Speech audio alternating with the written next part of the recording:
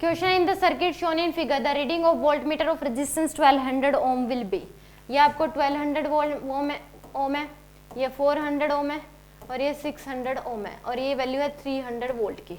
तो इस केस में बताना है कि ये वोल्ट मीटर जो है कितने रीडिंग शो करेगा। तो इन दोनों का इफेक्टिव निकाल लो पहले, ये कितने पैरेलल में है, तो इफेक्टिव क्या हो जाएगा, आर इफेक्टिव की जो वैल्यू होगी वो हो जाएगी R1 इंटू में R2 डिवाइड बाय में R1 प्लस R2।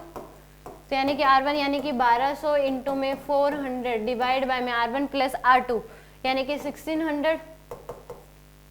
तो 4800 डिवाइड बाय में 1600 तो आ जाएगा 48 बाय में 16 सॉरी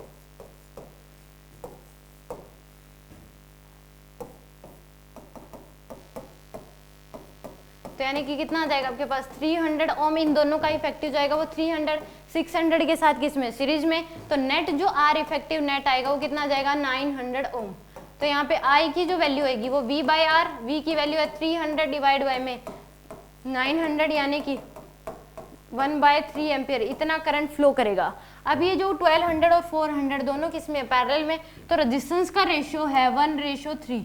रेजिस्टेंस का रेशियो क्या है इसमें 3:1, रेजिस्टेंस का रेशियो 3:1, तो करंट का रेशियो होगा 1:3 यानी कि 1/3 इसमें जो वैल्यू होगी तो 1/3 का यानी कि 1/4 इसमें जाएगा यानी कि इसमें करंट जाएगा 1/12 और इसमें जो करंट जाएगा यानी कि इन दोनों को क्या कर दो, ऐड कर दो, ऊपर क्या लिख दो, जितना पार्ट जाएगा 1 जाएगा, इसमें 1 बाय में टोटल इन दोनों का जो सम होगा वो, इसमें जो करंट जाएगा 1/3 दोनों का सम 4 और ये 3 पार्ट जाएगा इसमें यानी कि इंटू में 3 ऊपर लिख दो डिवाइड बाय में दोनों का सम, तो कितना जाएगा 3 बाय में 12 इतना करंट जाएगा इसमें से। तो इसके क्रॉस पोटेंशियल देख लो कितना आ जाएगा, तो V equal to I into R, I की वैल्यू कितनी है इसके इसमें 1/12 इंटू में R की वैल्यू है 1200।